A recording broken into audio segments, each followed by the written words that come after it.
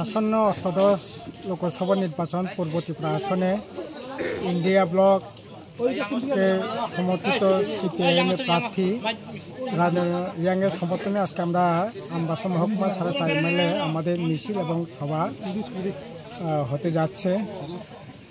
এবার নির্বাচনে আমরা যেটা লক্ষ্য করলাম, গোটা দেশের সাথে আমাদের রাজ্য এটা ঠিক বিরাট সম্ভাবনা আছে, উজ্জ্বল সম্ভাবনা দেখা দিয়েছে আমাদের রাজ্যে। বিশেষ করে প্রথম দিকে খানিকটা একটা দ্বিধাদ্বন্দ্ব ছিল, কিন্তু এখন সমস্ত জড়তা কাটিয়ে মানুষ, বিশেষ করে ইন্ডিয়া জোটের সমস্ত রাজনৈতিক দলের নেতা কর্মী থেকে আরম্ভ করে দৌড়ি সবাই মাঠে নেমেছে সমস্ত জড়তা দুর্বলতা কাটিয়ে।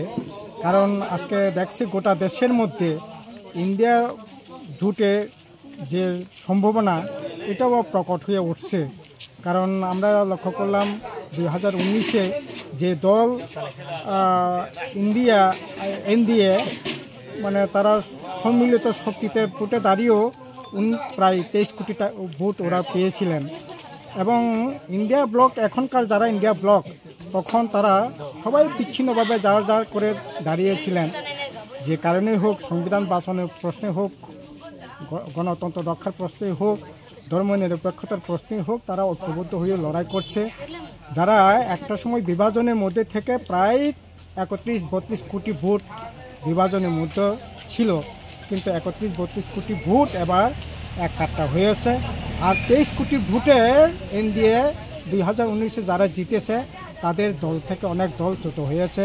তামিলনাড়ুতে AIADMK, আপনার পাঞ্জাবে আপনার আকালি দল, মহারাষ্ট্রের শিবসেনা, এতে করে তাদের ভোটগুলো বিচ্ছিন্ন হচ্ছে আর ঐক্যবদ্ধ হচ্ছে ইন্ডিয়া জোটের ভোট।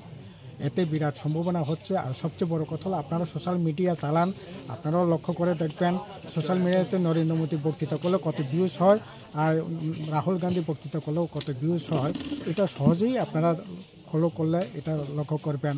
এবং পলিটিক্যাল অ্যানালাইসিসও যদি দেখেন, বিভিন্ন যে বিজেপি যে সমস্ত পরিচালিত চ্যানেলগুলি আপনার রাজনীতি যে ভাষ্য যদি দেন, তাহলে তার যে অ্যানালাইসিস করলে পরে তার ভিউজ কত হয়। আর অন্যান্য যারা ইন্ডিয়া জোটের পক্ষে যারা অ্যানালাইসিস করছে তাদের ভিউজ কত হয়। এতে সহজভাবে অনুমেয় যে এবার ইন্ডিয়া জোট ক্ষমতায় আসছে। আমাদের রাজ্যের ক্ষেত্রেও এটা বিরাট সম্ভাবনা তৈরি হচ্ছে।